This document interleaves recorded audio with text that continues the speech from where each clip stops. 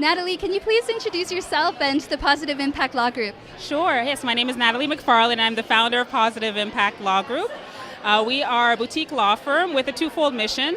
The first is to provide legal support and create legal tools and provide legal counsel for entrepreneurs who have a social purpose beyond profit, and businesses that would like to be able to operate in a way that is aligned with their larger business consciousness about social and environmental needs and impact. And this is a huge shift in Canada with the coming together of social businesses and enterprising nonprofits. Have you seen an increase in demand for the services you provide? What inspired you to do this?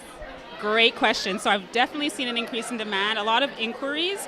One of the other missions I should mention as well is the dual-fold mission. The second piece is also providing support to legal professionals who are looking to learn how to provide a relationship-based approach to law and legal services. And one of the reasons why I was inspired to do that is because personally my story is I come from a legal counsel background where I felt personally unfulfilled doing what I was doing, even though relatively speaking I had an extremely privileged job and work environment.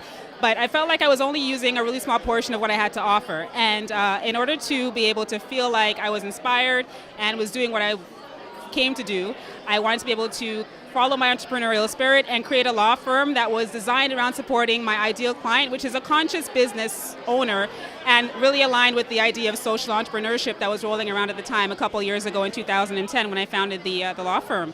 And essentially what I was inspired to do was to create a way to provide services to these cohort of businesses who clearly don't see any kind of discrepancy between creating a profit and also operating with a social and environmental purpose. And oftentimes when we think about legal services, we're thinking about being advised in a way that is really, I would say, myopic and one-sided in terms of creating sort of win-lose, protect my interests at all costs approaches. But that really is fundamentally misaligned with what really drives entrepreneurs to begin with, particularly social entrepreneurs. They're creating about collaboration, win-win, value-based approaches to their businesses. So that's where I'm allowed to sort of bring in my holistic and integrative approach to legal services that can provide that kind of counsel without allowing them to compromise at a very core level on what they believe in. What you're doing, Natalie, is just so needed from everybody I've spoken to in the room. And I'm just wondering, tonight we're talking about how we can encourage social innovation in Canada. And certainly our legal infrastructure has something to do with it in terms of enabling this type of activity. Do you have any ideas on how we can advance social innovation? It could be in terms of legal structures or anything else that you can think of. Yes, well, I think that legal structures, one of the legal structures that I personally love is the benefit corporation structure that has taken speed in the U.S. We don't have that structure in Canada right now, but thankfully our legal landscape is such that we can create legal structures that are similar in models and purpose to the benefit corporations in the States.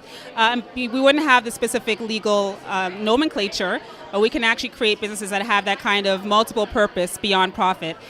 Beyond that, though, I also feel like there's a lot of impact to be had at the grassroots level. And I think that entrepreneurs should feel empowered to ask their legal counsel about how it is that they can actually operate their businesses in a way that is fundamentally aligned with the values that they espouse. And I feel like oftentimes entrepreneurs may feel intimidated or feel disempowered when it comes onto the legal process. And so I encourage Startup Canada to maybe create spaces where entrepreneurs can have an opportunity to feel comfortable asking questions that they would normally never feel comfortable enough or courageous enough to ask their lawyers, and probably create a list of their wish list of legal services that they probably could never find anywhere but wish existed. Startup Canada could support that, that would be great. What you're doing, Natalie, is just amazing. And Startup Canada ourselves, I think we need to have a chat. So thank you so much for your time. Thank you.